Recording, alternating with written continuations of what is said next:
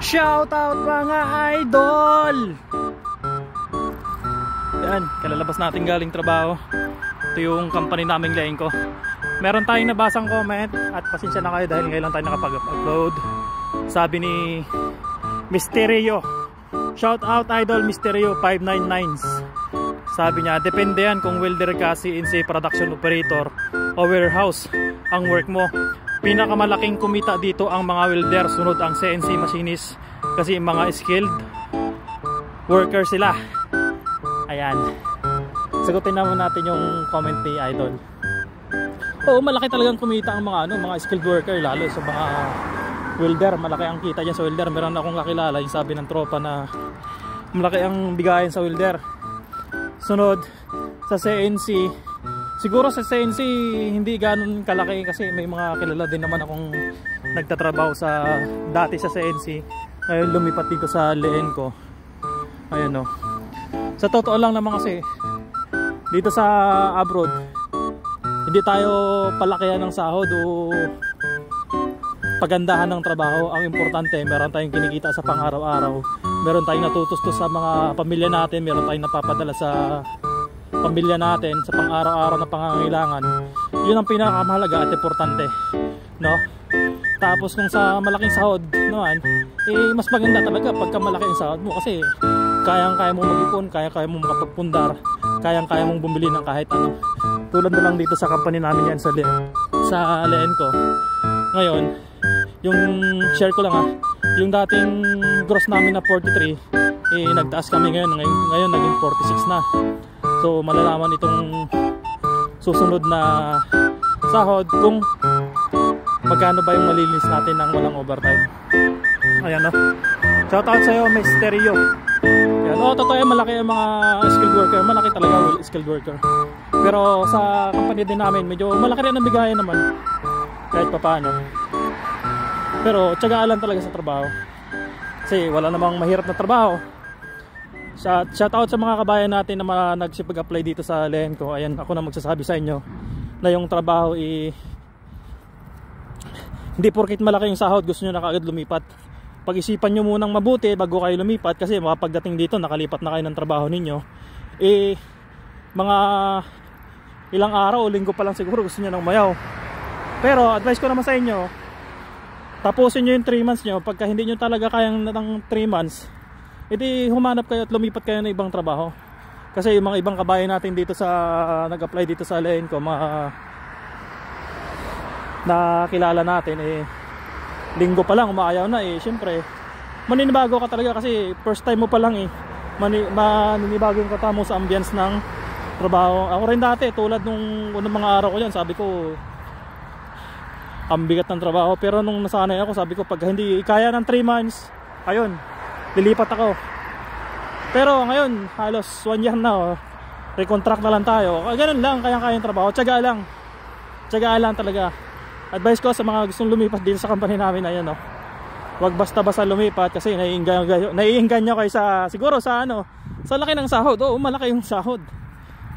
Pero tiyagaan lang sa trabaho, wag agad susuko o bibigay yung katawan kasi share ko na lang, medyo may kabigatan pero hindi naman talagang sobrang kabigatan. Sabi ko nga, mayroon pang nag-comment dito na patayin daw yung trabaho. Hindi totoo yun, hindi talaga patayin yung trabaho. Tiyagaan lang, yun lang, tiyagaan lang. Pagod pero okay naman, nakakapagpahinga din naman. Ganun naman talaga sa sa trabaho Kaya nga tayo nag-abroad, di ba?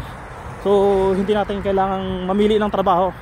Siguro yung iba namimili, kung gusto mong malaking trabaho, edi mag-opisina ka na lang. Ganun lang. Pero totoo yung sinabi na Misterio, yan, malaki talaga ang sinasahod ng welder. Mga skilled workers, no? Kasi meron akong kakilala sinasahod 70. Siguro depende rin sa sa company kung malaki magbigay, 'di ba? Siyempre, skilled worker yan, malaki talagang bigay diyan kasi skilled tayo naman food processing tayo.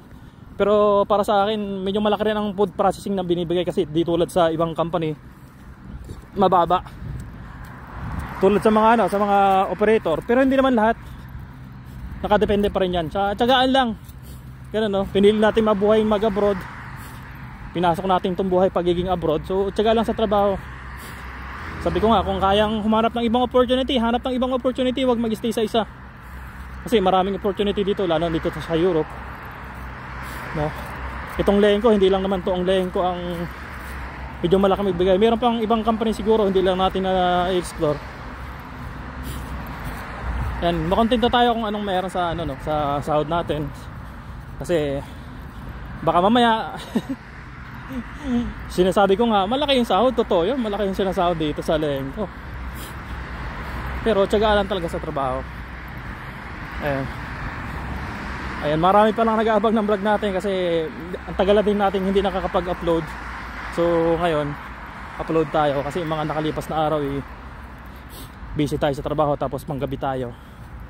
Tapos pag mag video naman tayo gabi kasi madilim, hindi makikita yung ambience. Ayan, ito ano to,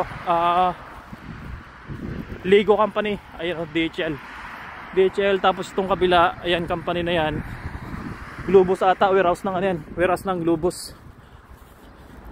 Ay, malapit na namang ano, tag-init, tag-init.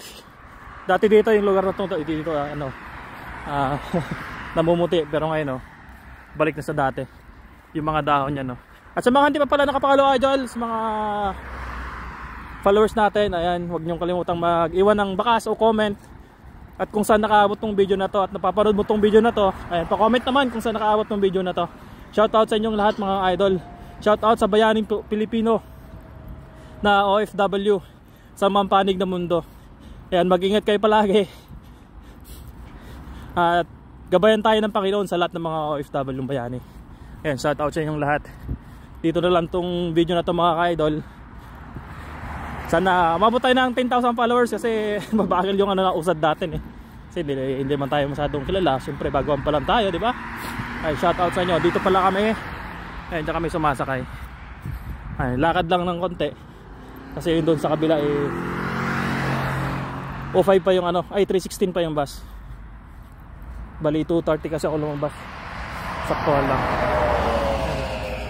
Ayan, shout out sa'yo, Miss Stereo 599s. Ayan, kung napapanood mo tong vlog na to, ayan, huwag mong kalimutang mag-comment, share idol, and follow for more.